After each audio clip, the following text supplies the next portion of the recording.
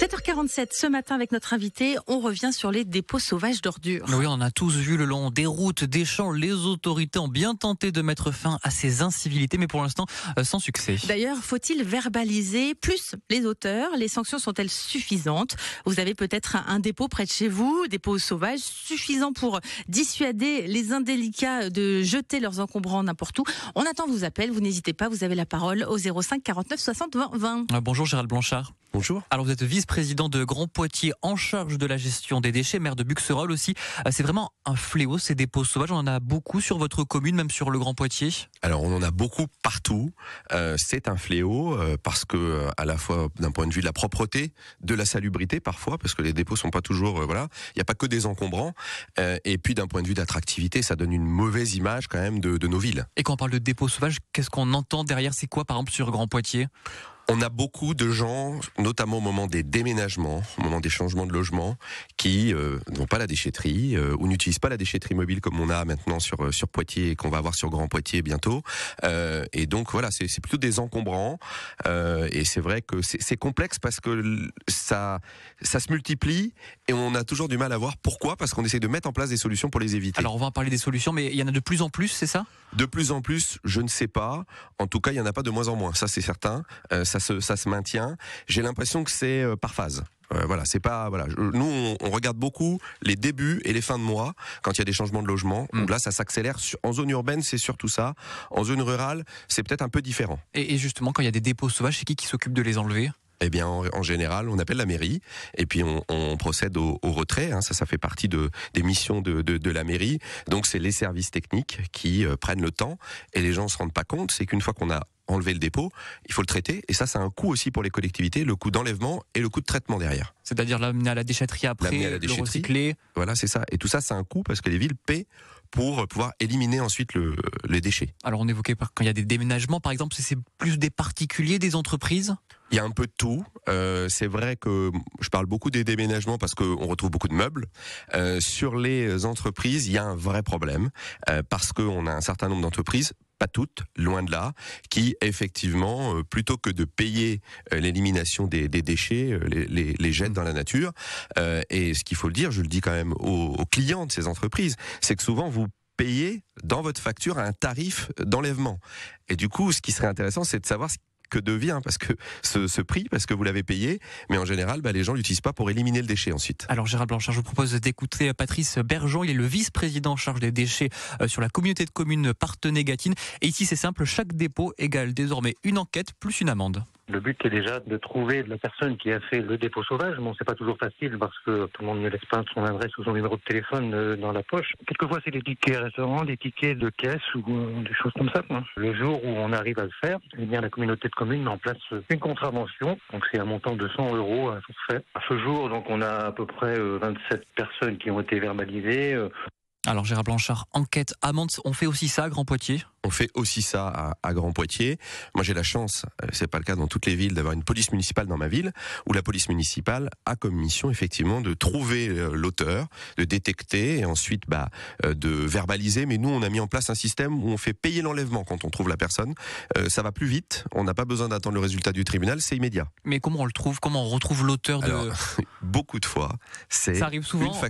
Une facture qui est laissée avec un nom. Effectivement, comme le disait mon collègue, il y a toujours, souvent, pas toujours, mais il y a souvent un indice qui permet de remonter jusqu'à la personne. J'ai eu le cas il y a pas longtemps, des gens qui avaient laissé des documents sur leur retraite. Bon, là, ça a été assez simple de les retrouver. C'est pas toujours le cas quand même.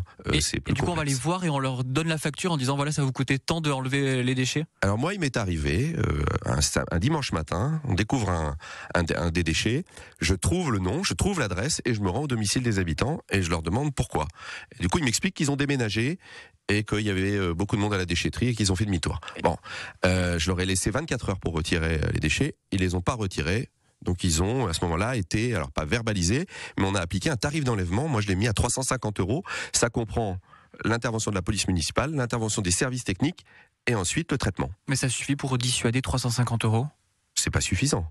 J'ai vu la condamnation à 400 euros, 400 euros, c'est pas suffisant. Là, du coup, c'est au législateur, je pense, de s'emparer du sujet. Il y a des amendes plus fortes qui peuvent être appliquées, en tout cas des jugements plus forts sur le code de l'environnement, qui permet d'aller beaucoup plus loin. Mais là, on prend en compte aussi le caractère polluant du déchet.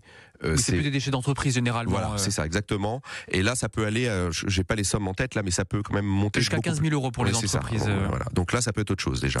Et vous, à la maison, vous avez peut-être une zone de dépôt sauvage à côté de chez vous. Vous en avez marre. Que faut-il faire pour stopper ces incivilités? Vous avez la parole. N'hésitez pas à nous appeler 05 49 60 20 20. Et des réactions justement sur notre page Facebook. Il y a Philippe qui dit des caméras pour retrouver ces personnes, une amende plus forte, un travail d'intérêt général dans les déchetteries ou dans la commune qui a été souillée.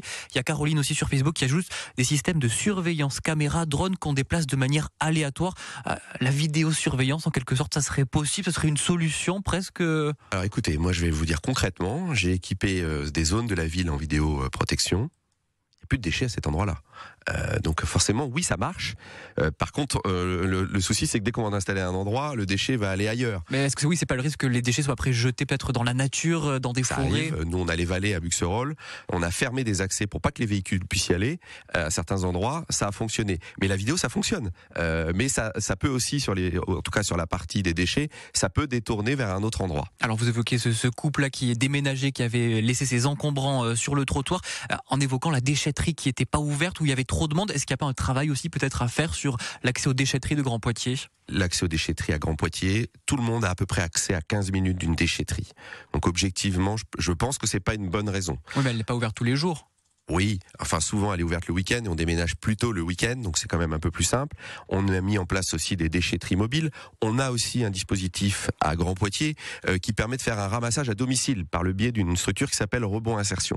Tout à l'heure, vous posiez la question, est-ce qu'il faut verbaliser? Je pense qu'à partir du moment où la pédagogie et où les outils mis en œuvre ne sont pas pris en compte par ceux qui font les déchets, à un moment donné, oui, il faut verbaliser et oui, je pense qu'il faut accélérer la verbalisation et surtout mettre des montants qui soient dissuasifs. Et est-ce que, alors parce qu'à Poitiers aussi ce problème dans le centre-ville notamment où les poubelles sont déposées sur le trottoir, alors il y a des jours de ramasse mais souvent les gens les déposent en dehors de ces jours-là, on voit ces poubelles s'accumuler sur le trottoir tout au long de la semaine. Est-ce que là il y a des actions aussi qui sont mises en place? Alors il y a eu des actions au moment des changements de jour, là effectivement moi je l'observe, j'en ai échangé plusieurs fois avec ma collègue de Poitiers, c'est des gens en fait qui ne respectent pas les jours de dépôt. Donc on est dans le cadre précis de dépôt sauvage. Il y a eu on a des médiateurs qui sont allés rencontrer les personnes dans les immeubles, qui ont essayé de faire de la pédagogie. Là, c'est pareil, je pense qu'à un moment donné, il faudra verbaliser. Et est-ce que vous, parfois, vous allez vous-même enquêter peut-être sur le terrain? Alors moi, il m'est arrivé, avec des élus, d'ouvrir des poubelles et de regarder si je trouve effectivement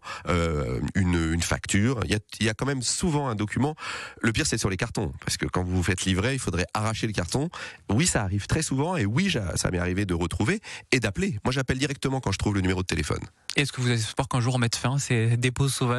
Je pense que le jour où il y aura des verbalisations fortes, marquantes, avec quelques exemples, je pense que oui, ça peut faire évoluer les choses. Merci Gérald Blanchard. Merci. Je rappelle que vous êtes le vice-président de Grand Poitiers en charge justement de cette question des déchets, également maire de Buxerolles. Bonne journée. Merci. Bonne journée, merci.